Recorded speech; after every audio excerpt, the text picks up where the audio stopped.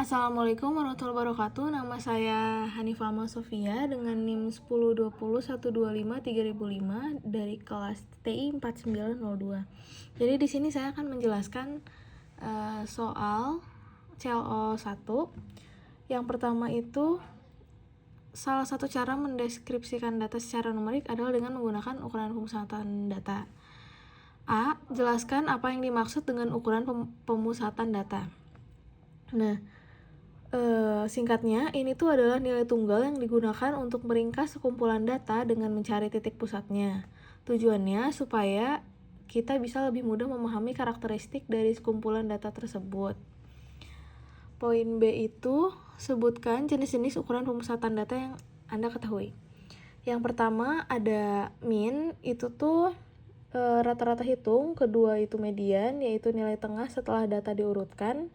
Dan yang ketiga adalah modus, yaitu nilai yang paling sering muncul atau punya frekuensi tertinggi. Selanjutnya, nomor C, jika data berikut merupakan gaji bulanan dalam jutaan rupiah dari sampel 5 orang karyawan sebuah UMKM 3, 4, 3, 5, 12, ukuran pemusatan data apakah yang digunakan untuk mendeskripsikan data dan mewakili kondisi ekonomi sebagian besar karyawan sebuah UMKM tersebut? Yang pertama itu kita urutkan dulu. Jadi 3, 3, 4, 5, 12 dan kita menggunakan ukuran median atau nilai tengah agar lebih adil dan akurat. Jadi begini, karena ada nilai ekstrim kan 12. Nah, kalau kita pakai min hasilnya tuh bakal terlalu tinggi. Jadi median sebesar 4 juta itu jauh lebih adil dan akurat dalam mewakili kondisi ekonomi mayoritas karyawan di sana. Next, poin D, jika dalam satu kelas mahasiswa yang terdiri dari 40 orang mahasiswa dilakukan survei untuk mengetahui pendapatnya mengenai kepuasan penggunaan salah satu fasilitas, yang diketahui bahwa 6 orang mahasiswa kurang puas, 16 orang cukup puas, dan 18 orang puas. Ukuran pemusatan data apakah yang digunakan untuk mendeskripsikan data dan mewakili pendapat sebagian besar mahasiswa? Jadi di soal ini, karena data ini bersifat kualitatif atau kategorikal seperti kurang puas, cukup puas, puas, kita tidak bisa menghitung rata-rata secara matematis. Karena ini juga cara terbaik untuk mendeskripsikannya adalah dengan melihat frekuensi terbanyak, yaitu kategori puas yang mencapai 45%. Jadi, pemilihan ukuran pemusatan data sangat bergantung pada jenis data dan apakah ada nilai ekstrim atau tidak. Sekian. Selanjutnya, lanjut ke nomor 2. Jadi di nomor 2 itu soalnya data hasil panen kopi dalam sebuah ladang kopi selama 20 hari jadwal panen dalam satuan kuintal adalah 12, 14, 15, 18, 19, 20, 20, 21, 22, 23, 24, 25, 25, 26, 28, 30, 31, 32, 35, 52. Oke, di poin A itu soalnya sajikan data hasil panen kopi tersebut ke dalam bentuk diagram stem and leaf. Nah, jadi mana sih? Di bagian baris pertama itu tuh stem 1, berarti angkanya tuh belasan. Daunnya itu ada 2, 4, 5, 8, 9. Nah, berarti datanya artinya ini 12, 14, 15, 18, sama 19 gitu. Terus lanjut ke stem 2, itu tuh untuk angka puluhan 2, kayak 20 gitu. Jadi ini tuh ada 20-nya ada 2, jadi makanya nolnya ada 2 di sini. Terus 21, 22 seterusnya, sama juga di stem 3 sama 5 kayak gitu. Lanjut di poin B itu soalnya buatkan tabel distribusi frekuensi relatif dengan terlebih dahulu melakukan kategorisasi data hasil panen ke dalam 3 kategori, yaitu C dengan hasil panen maksimum 20 kuintal, B dengan hasil panen antara 21 sampai 30 kuintal, dan A dengan hasil panen di atas 30 kuintal. Nah, jadi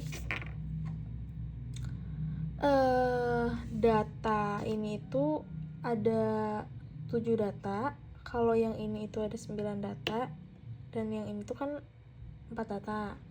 Jadi perhitungannya tuh kayak gini. Kategori C itu 7 per 20 dikali 100%.